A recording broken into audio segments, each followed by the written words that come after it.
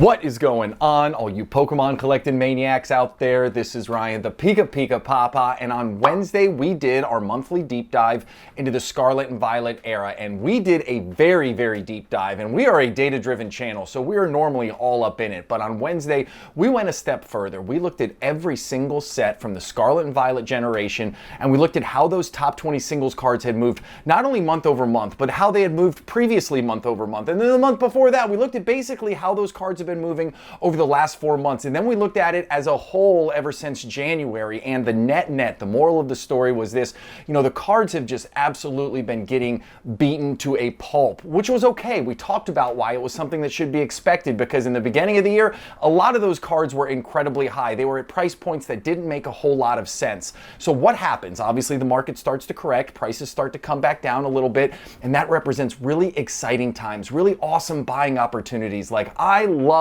Pokemon cards. Obviously, as you can tell, I'm excited. I get fired up to do this content. I love having them in the personal collection.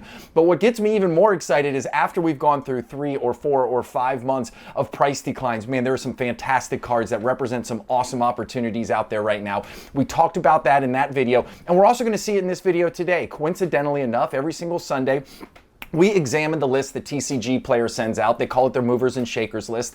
And basically it's a list of cards that have been selling on their website with a higher than normal degree of velocity. And they're saying, hey, listen, all you Pokemon collecting maniacs out there, you all need to be paying attention to these cards, because there is something special. There's something that's happening. Whether the price is going up or the price is going down, no matter what, you should be aware of it. And the thing I like about this is this is a week over week view. Like, yes, we look at the top 10 singles cards every single month. We look at the top 10 in terms of price gains every single month.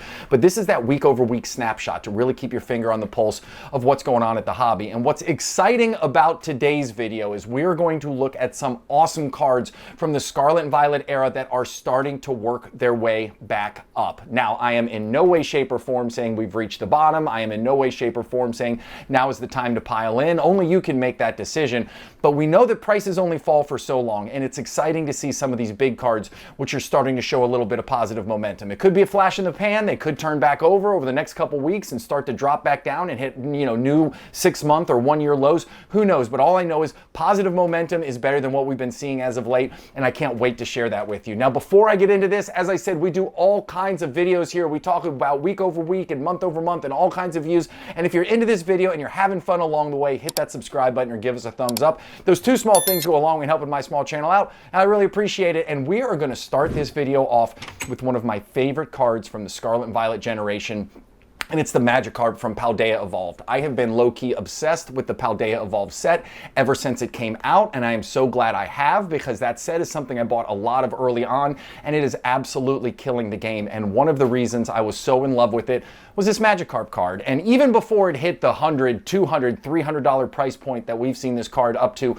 in the past, I just love the artwork. I love the red and the black and the blue, and you got the hidden Gyarados there in the background. Like, everything about this card is amazing. And then you couple it with the fact that the gem rate on this card is abysmally low. It is darn near impossible to pull this from a pack and send it to PSA and get it in a PSA 10 holder. So I love the rarity about those PSA 10 gem mints.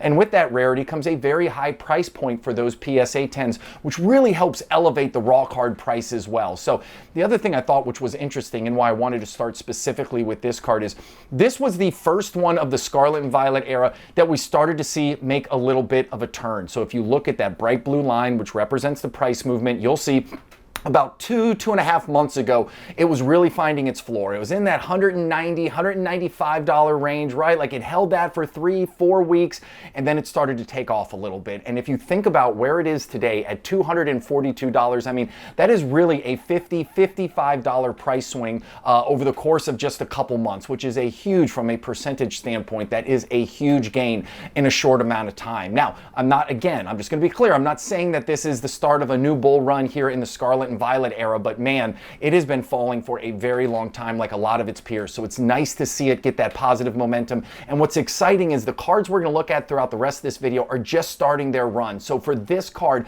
to see that it's been able to kind of maintain this positive momentum over the last 2 months, I think that is very exciting for the rest of the cards that we're going to look at throughout the course of this video. So the next one on the list right here is another card that I absolutely love. I've been a huge fan of Paldean Fates as well, and this is the Bubble Mew. Any card that has has a nickname, I think is really, really awesome. And this is another card where you can see maybe 4 weeks ago, it's starting to flatten out a little bit. And these cards like to find these support levels at these round numbers. So the last one was right around $200. You know, that Magikarp found support around there. The Bubble Mew found support right around $300. And as you can see, again, over the last couple weeks, this card has really started to take off. It is all the way back up almost to that $350 price point. So over a very short time span, over the last couple weeks, it has shot up about $50. Now, I don't know if it's going to be able to hold on to it. I don't know if it's going to fall down. But even if it gives back some of that big $50 jump it just went through, like, I certainly think it's going to hold higher than $300. So maybe we're going to start working our way back up in a little bit of a stair-step fashion.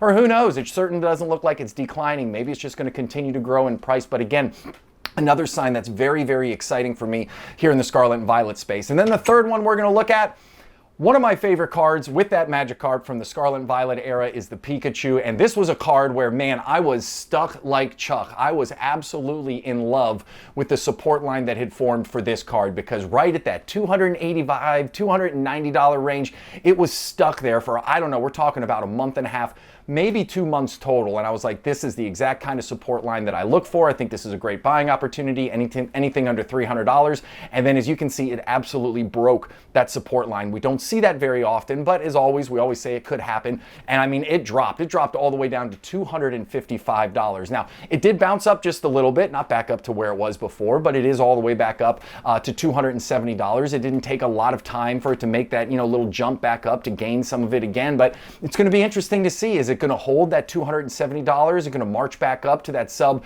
$300 range where it's sitting there at the $285, $290 range? I mean, overall, from a dollars perspective, we're not talking about a huge swing. It looks really, really aggressive on this chart, but from a dollars perspective, it's not a huge swing. But I will be interested to see what happens. And again, I still think in the long run, Surging Sparks is going to be one of the better sets in the Scarlet and Violet era. This is obviously the chase card for it. Pikachu is one of the most popular Pokemon out there. So all of that adds up for me to say, when Scarlet and Violet starts to find its feet again and really starts to gain some momentum, I think this is one of the cards that could do really well. Now, next card on the list is another example of what we've seen here on the channel in this Sunday video, the movers and shakers list. And obviously, Black Bolt and White Flare, you got Victini, which is featured in both of them, that kind of red monochromatic card, which is going for a ridiculous amount of money right now.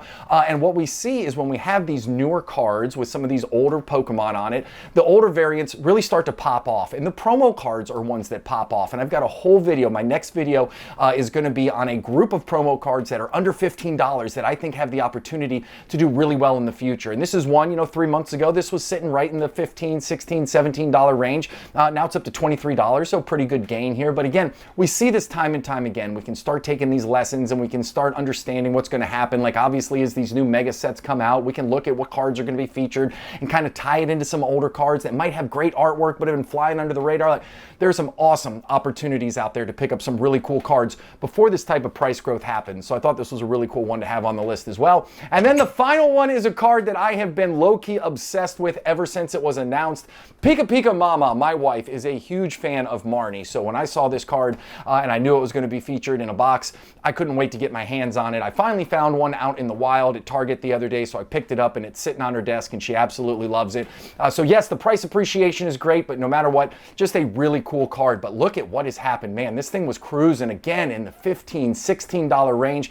All of a sudden, it caught fire and it is up about 57%. Now, looks like it's starting to turn its way back down a little bit. We're just going to have to wait and see what happens. I do have one of these. Guaranteed I will have multiple more because I just think the artwork is absolutely stunning. And since Marnie's one of my wife's favorites, she's one of mine as well. So with that being said, I thought this was a really cool list. Who knows if this is a start of new things to come, but no matter what, positive momentum is positive as far as I'm concerned. So I hope you have an epic rest of your day. And if you enjoyed the content and had fun, hit that subscribe button or give us a thumbs up. Those two small things go a long way in helping my small channel out, and I really appreciate it. All right, everybody, I'll talk to you later. See ya. Bye.